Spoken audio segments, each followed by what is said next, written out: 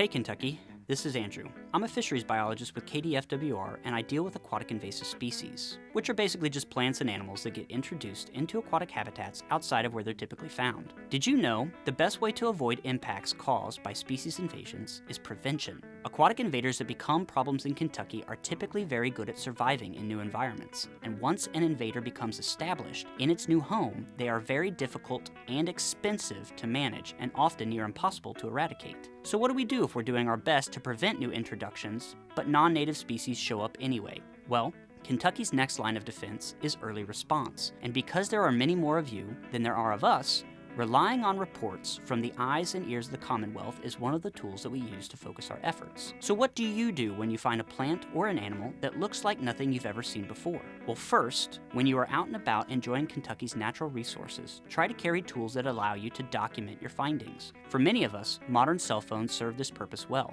Next, gather information including location, habitat, size, and number of observations of the organism that you've seen.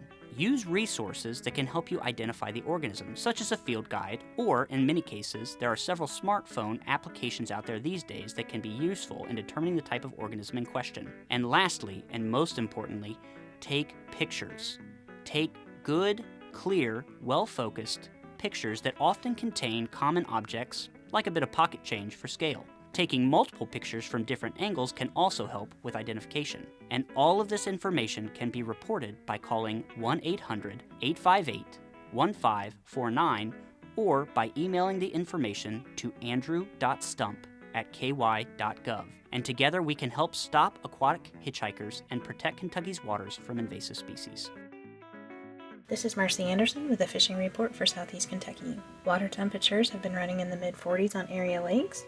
The rain and snow from the last few weeks has lake levels up and water in the upper portions of the lake are stained. Although the weather hasn't been the most conducive to fishing, if you're willing to take on the cold, a few fish are being caught right now. The winter months are a great time to target smallmouth bass on the large reservoirs like Dell Hollow, Laurel River Lake, and Lake Cumberland. Fishing jigs, swim baits, and live baits on main lake points, submerged islands, and shallow pockets on the main lake areas are some good options to try. On Lake Cumberland, the striped bass bite has been hit or miss. Target the upper half of the major tributaries on the lake and drift small shad and alewives. The upper portion of the lake still has some floating debris, so be sure to use some extra caution on the water. On the Cumberland tailwater, the generation schedule has made it difficult to get on the water. With the lake being up, they're running 5 turbines around the clock to bring the lake levels back down.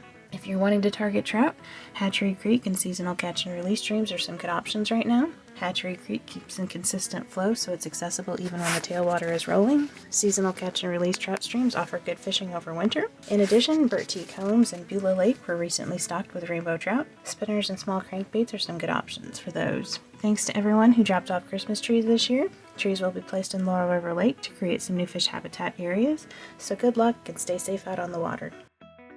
This is Jeremy Shiflett with an update from the Northwestern District. The ups and downs of our reservoirs continue. Rough River Lake is about 8 feet below summer pool and dropping a little over 1 foot per day. Crappie are holding on brush and standing timber in 6 to 10 feet of water. They will be moving back down out of the creeks as the water continues dropping. Water is stained and has been in the low 40s into upper 30s. Nolin River Lake is about 10 feet below summer pool and dropping almost 2 feet per day. They will be only going down about 7 more feet this year to about 17 feet below summer pool. Look for bass on the rocky banks and main lake points. For crappie, try standing timber and deeper brush. Minnows and tube jigs tipped with a crappie nibble have been catching fish lately. Cast long main lake points with rooster tails and curly tail grubs in pearl or chartreuse to pick up some white bass. Anglers at Lake Malone have been catching a few crappie from brush above Shady Cliff Bridge. Look for fish in 5 to 10 feet of water.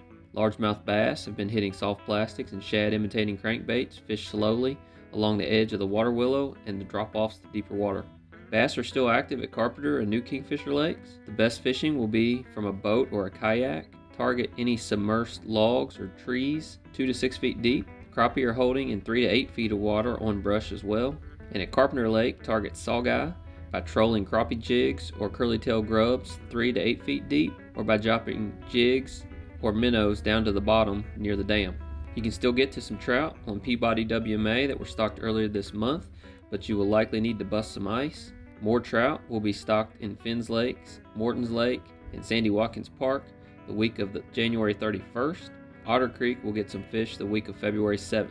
Also, as an FYI, we did conduct a shad renovation at Panther Creek Park last week.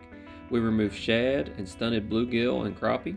The lake is iced over, but you may see some dead fish over the next week and even as it opens back up, but everything went just as planned.